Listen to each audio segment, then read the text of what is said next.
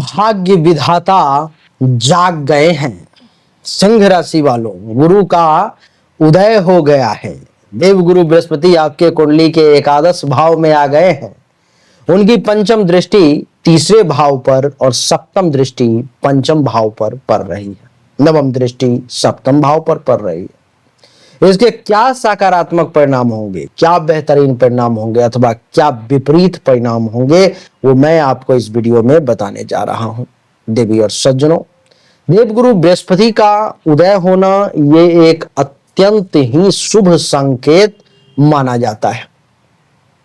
एकादश भाव को लाभ, इच्छा पूर्ति, मित्र, बड़े भाई और आकस्मिक प्राप्तियों का भाव माना जाता है। बृहस्पति जैसे शुभ ग्रह का यहां उदय होना कई दृष्टियों से लाभकारी मैं तो कहूंगा है। इसके क्या क्या अच्छे परिणाम होंगे, क्या बुरे परिणाम होंगे, आइए एक एक करके चर्चा करेंगे। हेलो नमस्कार सत श्री अकाल, केम छो कस्से काय केरो हाल है केना छी यहाँ सब कैसन बानी, हाउ आर यू, कैसे हैं आप लोग, केमो नाचो मनक्कम खम्भा गणियोकुम केमती अच्छंती की खबर, नमस्तुभ्यं राधे राधे राम राम। देवी और सज्जनों, आइए सबसे पहला परिणाम जो आपको मिलने वाला है, एकादश भाव में है तो आमदनी और लाभ, इसमें वृद्धि के योग हैं। आपके पैसे जो हैं सो बढ़ने वाले हैं। आपको लाभ जो है सो ज्यादा से ज्यादा मिलने वाला है, ऐसा मैं देख पा रहा हूं। इस समय में देवगुरु बृहस्पति एकादश भाव में होने से आर्थिक लाभ के योग बना ही सकते हैं और बनाएंगे। पुराना धन जो अटका हुआ था, नहीं मिल पा रहा था, वो भी वापस मिलने के योग आपके लिए बन रहे हैं। दूसरा, अच्छे मित्र और संपर्क आपके इस समय में बनेंगे। देवी और सज्जनों, बृहस्पति की ऊर्जा से अच्छे लोग आपसे जुड़ेंगे, नेटवर्किंग बढ़ेगी और लाभदायक मित्रता भी जो है सो आपको प्राप्त होगी। तीसरा, भाई बहनों को लाभ मिलेगा क्योंकि पंचम दृष्टि तीसरे भाव पर में है। छोटे भाई बहनों को भी प्रगति के अवसर प्राप्त होंगे, उसके कैरियर में भी गति आएगी, ऐसा मैं देख पा रहा हूं। चौथा, शिक्षा और संतान में उन्नति के योग है। सप्तम दृष्टि जो है सो पंचम भाव पर में। क्या होगा? विद्यार्थियों को प्रतियोगी परीक्षाओं में सफलता मिलने के योग हैं। संतान पक्ष से शुभ समाचार निश्चित तौर पर में प्राप्त होगा, निश्चित तौर पर में। इसलिए जरूर जो है सो विद्यार्थी वर्ग के लोग कंपटीशन की तैयारी करें। आने वाले 6 महीने में निश्चित तौर पे बड़ी सफलता मिलेगी। और अगर आप पिता हैं, माता हैं, तो संतान पक्ष से भी आपको शुभ समाचार मिलने के योग हैं। विवाह योग्य जातकों के लिए अच्छा प्रस्ताव सामने आ सकता है। सप्तम दृष्टि का पंचम भाव पर असर प्रेम विवाह का भी योग बना सकता है, ऐसा मैं देख पा रहा हूं। प्रेम संबंध भी मजबूत होंगे, मैं ये भी कहूंगा। जो लोग प्रेम संबंधों में हैं उनके लिए भी ये समय बहुत ही अनुकूल, बहुत ही अच्छा रहेगा, मेरा ऐसा मानना है। सातवां, महत्वाकांक्षा की पूर्ति होगी। एकादश भाव इच्छाओं का भाव है, इसलिए कई मनोकामनाएं पूर्ण होंगी। ऐसी इच्छाएं जो लंबे समय से दबी हुई थी, पूरी नहीं हो पा रही थी, प्रभु कृपा से इस समय में पूर्ण होने के बहुत सुंदर योग बन रहे हैं। आठवां, धर्म और कर्म में आपकी रुचि बढ़ेगी निश्चित तौर पर में, क्योंकि नवम दृष्टि सप्तम भाव पर में है, तो धर्म कर्म में भी रुचि को ये बढ़ाएंगे।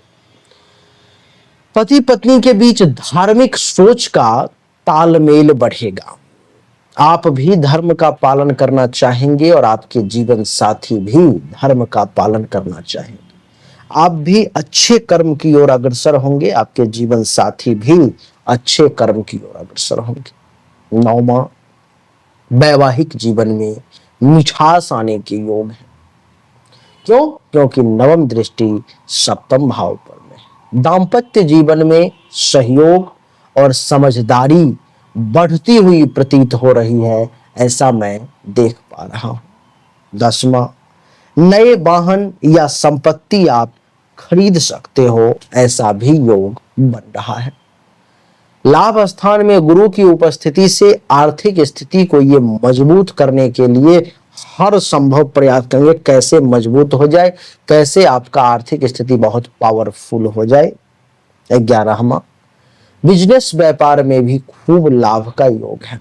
व्यवसाय में नई डील आपको मिलेगी, पार्टनरशिप या निवेश से आपको फायदे होने के योग बन रहे हैं।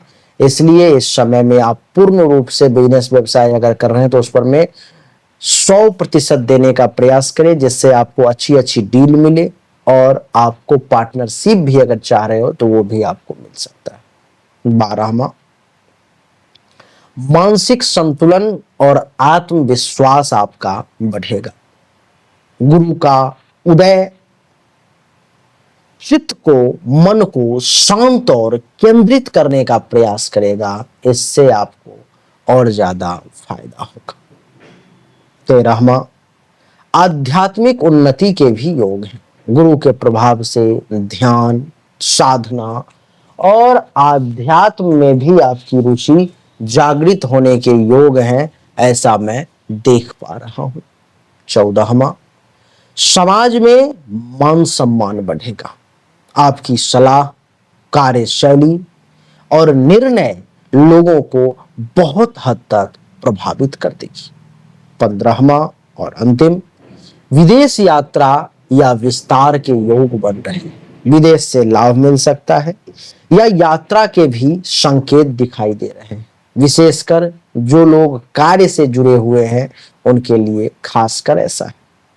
ये तो वो सकारात्मक और अच्छे परिणाम हुए जो हमने आपको बताए, लेकिन कुछ निगेटिव परिणाम है, उसमें भी आपको सावधानी बरतने की आवश्यकता है। सबसे पहला, अधिक उपेक्षाओं से निराशा। लाभ की बहुत अधिक उम्मीद रखना आपको तनाव में डाल सकता है, तो बहुत ज्यादा उम्मीद ना रखें। दूसरा, मित्रों से मतभेद, संबंधों में अहंकार या वाणी की कटुता से आपके अंदर दूरी बन सकती है। आपके संबंध इस समय में बहुत अहंकारी किस्म के आप हो सकते हैं। आपकी जो वाणी है वो इस समय में थोड़ा सा तीखा, कड़वा हो सकता है। वाणी में ही अहंकार देखने को मिलेगा, जिससे दोस्तों से मतभेद हो सकता है। संतान को लेकर के कुछ चिंता भी सामने आ सकती है। कभी कभी पंचम दृष्टि के प्रभाव से संतान की पढ़ाई या सेहत को लेकर के आप थोड़े से तनाव में, थोड़े से परेशानी में जा सकते हैं। वैवाहिक जीवन में कुछ अव्यवस्था भी आ सकती है। अगर पहले से मतभेद है तो थोड़े समय के लिए मनमुटाव बढ़ सकता है, लेकिन वो बहुत कम पीरियड के लिए होगा। आलस्य या देरी से अवसर छूट सकते हैं। गुरु की सकारात्मकता का लाभ तभी होगा जब आप कर्मशील रहें, वरना अवसर हाथ से निकल सकता है, ये आप जानिए। उपाय की अगर बात करूं तो गुरुवार के दिन हल्दी डाल करके भोजन करें, पीला वस्त्र पहने, गरीब ब्राह्मण को कुछ दान करें, आपके लिए अच्छा रहेगा। संभव हो तो ओम ब्रिंग बृहस्पति नमः मंत्र का जितना बार संभव हो जाप करें। बृहस्पति का ऊर्जा इससे सक्रिय होगा और आपको और बेहतरीन रिजल्ट्स दे पाएगी।